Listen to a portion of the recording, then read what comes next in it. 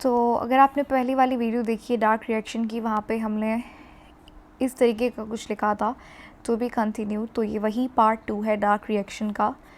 तो अगर किसी ने वो वीडियो नहीं देखी हो जहाँ पे हमने ये सारा कुछ डिस्कस किया था, तो प्लीज़ मेक श्योर आप वो वीडियो देख रहे हैं।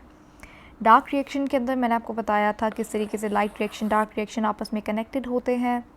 सही है, अभी मैं यहाँ पे कुछ नहीं समझा सकती क्योंकि ये असल में मुझे खुद भी समझ में नहीं आ रहा ये क्या है, बट ठीक है, वहाँ पे आपको समझ में आ जाएगा कि क्या यहाँ पे बताने की कोशिश हो रही है। मैं आपको दोबारा से थोड़ा सा बता देती हूँ लाइट रिएक्शन के अंदर क्या हो रहा था। लाइट रिएक्शन के अंदर NADPH2 बन रहा था और ATP बन रहा था। कहाँ गया ये रहा। ये दोनों कहाँ पे जाते हैं, अलॉन्ग विथ कार्बन डाइऑक्साइड। ये देखो, ये रही कार्बन डाइऑक्साइड, NADPH2 और ATP, ये तीनों मिलके केल्विन साइकिल के अंदर जाते हैं और यहाँ पे ग्लूकोज की प्रोडक्शन होती है। तो आज का हमारा मतलब लास्ट वाली वीडियो के अंदर we were supposed to learn dark reaction, but क्योंकि ये पूरा एक्सप्लेनेशन के अंदर टाइम निकल गया एंड आई थॉट कि वो बहुत ज़्यादा लंबी वीडियो बन जाएगी, इसीलिए I decided to cut it into parts. तो ये उसका पार्ट 2 है। ठीक है, यहाँ पे भी बहुत बेसिक सी बातें मैंने आपको बताई थी। C3 साइकिल क्यों बोलते हैं, क्योंकि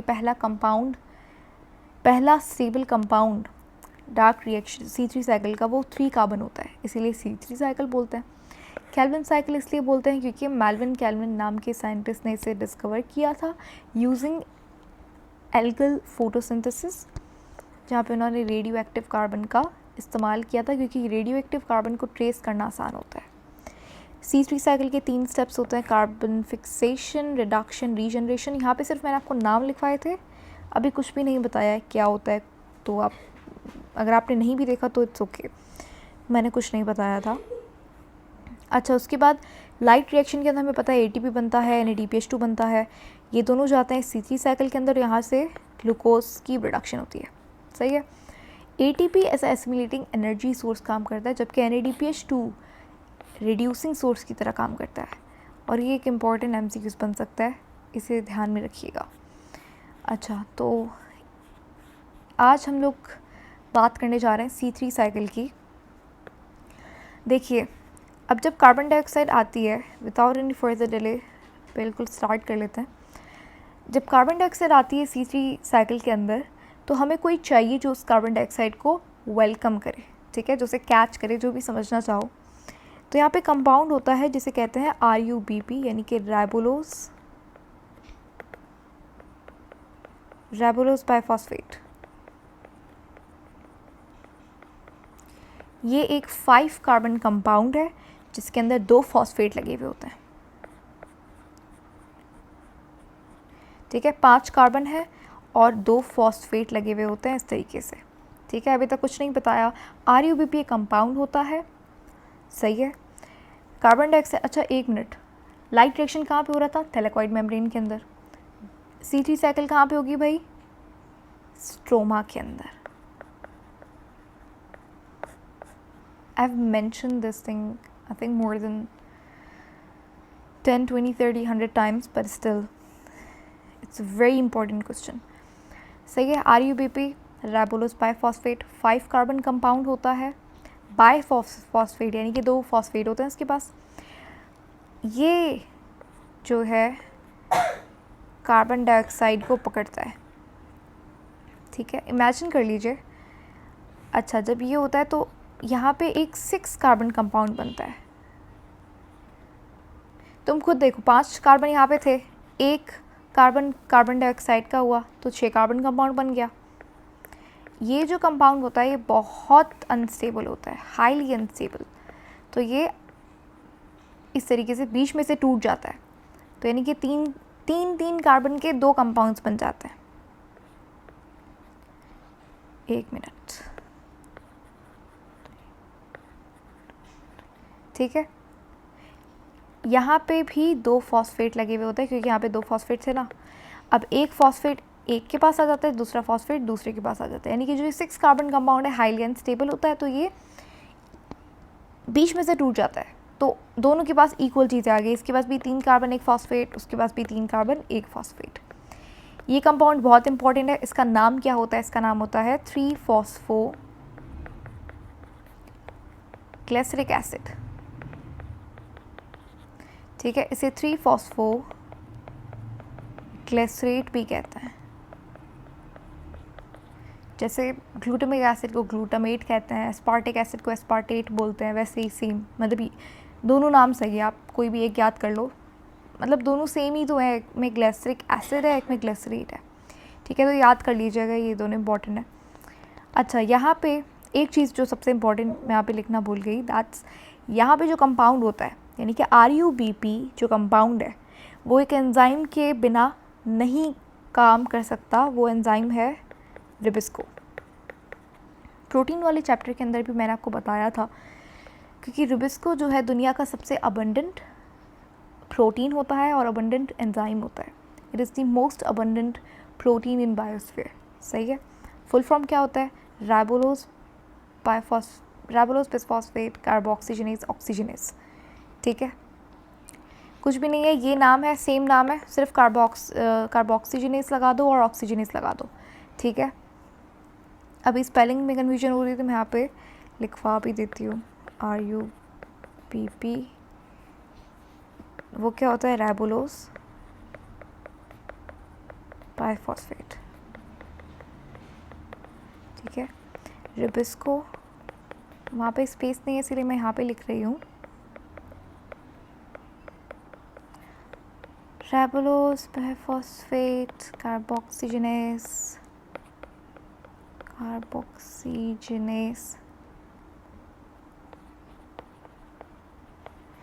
ऑक्सीजनेस, ठीक है। दोबारा जाते हैं अपनी साइकिल के ऊपर। अब क्या होता है? अब यहाँ तक हमने क्या किया? हमने कार्बन डाइऑक्साइड के अंदर जो कार्बन थी उसे फिक्स कर लिया। तो ये जो हमारा पहला स्टेप है कार्बन फिक्सेशन, ये कंप्लीट हो गया, ठीक है। मतलब देखो, खेल खेल में एक स्टेप भी कंप्लीट हो गया और अभी तक हमने इतना कुछ किया भी नहीं है यार। इसमें क्या मुश्किल है? इसमें क्या समझ में नहीं आया होगा, मैं ये सोच रही हूँ। देखो, दोबारा से रिपीट कर लेते हैं। RUBP कार्बन डाइऑक्साइड को वेलकम करता है। खुद वो बेचारा 5 कार्बन कंपाउंड होता है, स्टेबल, बिल्कुल खुश, लेकिन कार्बन डाइऑक्साइड आके उसकी ज़िंदगी में तबाही मचा देता है एंड ये 6 कार्बन कंपाउंड बन जाता है and that's very unstable. That's why वो सेग्रीगेट हो जाता है 2-3 कार्बन कंपाउंड के अंदर, जिसे 3-फॉस्फोग्लिसरिक एसिड बोलते हैं, ठीक है। इतनी बात क्लियर है? देखो, ये जो कंपाउंड है आपका 3-फॉस्फोग्लिसरिक एसिड, इसके अंदर कार्बोक्सिलिक ग्रुप होता है, दैट्स COOH, ठीक है। ये ना भी याद करना चाहो कोई बात नहीं, कन्फ्यूजन अगर हो रही है तो इसे मैं रिमूव कर लेती हूँ। खैर, आप इस कंपाउंड को अब रिड्यूस करोगे। क्या करोगे? रिड्यूस करोगे। तो इस स्टेप को मैं क्या कहूँगी? रिडक्शन। अब क्योंकि यहाँ पे रिड्यूस कर रहे हैं, मैंने क्या कहा था कि NADPH2 का इस्तेमाल हम लोग करेंगे, क्योंकि वो एज अ रिड्यूसिंग सोर्स इस्तेमाल करेगा C3 साइकिल के अंदर। तो इस स्टेप के अंदर 2 ATP और 2 NADPH2 इस्तेमाल होंगे, ठीक है। अब जब 3-फॉस्फोग्लिसरिक एसिड रिड्यूस होता है तो ये कन्वर्ट हो जाता है एल्डिहाइड के अंदर। इसका नाम होता है 3-फॉस्फोग्लिसरल्डिहाइड। ज़रा अपनी मेमोरी पे जोर डालिए और याद करिए कि ये कंपाउंड हमने कहाँ देखा था। जब हम लोग कार्बन डाइऑक्साइड का वाला बायो मॉलिक्यूल्स वाला चैप्टर पढ़ रहे थे, वहाँ पे हमने देखा था कि ट्रायोस, यानी कि 3 कार्बन मोनोसेक्राइड को ट्रायोस बोलते हैं। अगर कन्फ्यूजन हो रही है तो सिंपल तरीके से समझ लो। देखो, ये एक तरीका का कार्बन डाइऑक्साइड है, ठीक है, ट्रायोस है। जैसे हेक्सोस क्या होता है? ग्लूकोस हेक्सोस है, फ्रक्टोस हेक्सोस है, ठीक है, सबको पता है ये तो। वैसे ही ट्रायोस, यानी कि जिसके अंदर 3 कार्बन होंगे, तो वो ग्लिसरल्डिहाइड होता है, ठीक है। एल्डिहाइड ग्रुप जिसमें लगा हुआ होता है, दैट्स ग्लिसरल्डिहाइड, और दूसरा वाला होता है कीटोन। हमें पता है कार्बन डाइऑक्साइड 2 होता है ना, एक एल्डिहाइड होता है, कीटोन होता है। एल्डिहाइड होता है ग्लिसरल्डिहाइड, कीटोन होता है डिहाइड्रोक्सी एसिडोन, ठीक है। तो उसे याद करने की ज़रूरत नहीं है, उसे हटा दो। ये आपको पता होना चाहिए ग्लिसरल्डिहाइड बनता है। देखो, यहाँ पे ये भी एक 3 कार्बन कंपाउंड है, ये भी एक 3 कार्बन कंपाउंड है। तो हमारे 2 स्टेप्स कंप्लीट हो चुके हैं। लेकिन देखो, हमें तो बनाना था ग्लूकोज, लेकिन ग्लूकोज अभी तक नहीं बना है। होता क्या है, यहाँ पे 3 कार्बन कंपाउंड है ये, तो ये यहाँ से एक कार्बन जो है वो ग्लूकोज की प्रोडक्शन के अंदर चला जाता है, यानी कि ये हमारे पास एक मैजिकल कंपाउंड है, इससे आप कोई भी कार्बोहाइड्रेट बना सकते हो। ठीक है, तो मैं यहाँ से एक कार्बन ले लेती हूँ, बाकी 2 कार्बन जो है उनको मैं दोबारा से RUBP बनाने के लिए इस्तेमाल करूँगी। सही है, क्या बोला मैंने? 3 कार्बन कंपाउंड है, यहाँ से मैं एक कार्बन निकालूंगी ग्लूकोज की प्रोडक्शन के लिए। साइकिल वैसे ही चलता रहेगा, क्योंकि हमें ये कंपाउंड भी तो ख़त्म हो जाएगा ना अगर हम लोग रीजनरेशन नहीं करेंगे। देखो लास्ट स्टेप हमारा क्या है, लास्ट स्टेप है ही हमारा रीजनरेशन के। जो कंपाउंड इस्तेमाल किया है भाई तुमने, उसको तुम दोबारा रिफ़िल भी तो करोगे, है ना। तो यहाँ से तुम क्या करोगे, दोबारा से ये कंपाउंड बना लोगे और इस प्रोसेस को हम लोग बोलेंगे रीजनरेशन।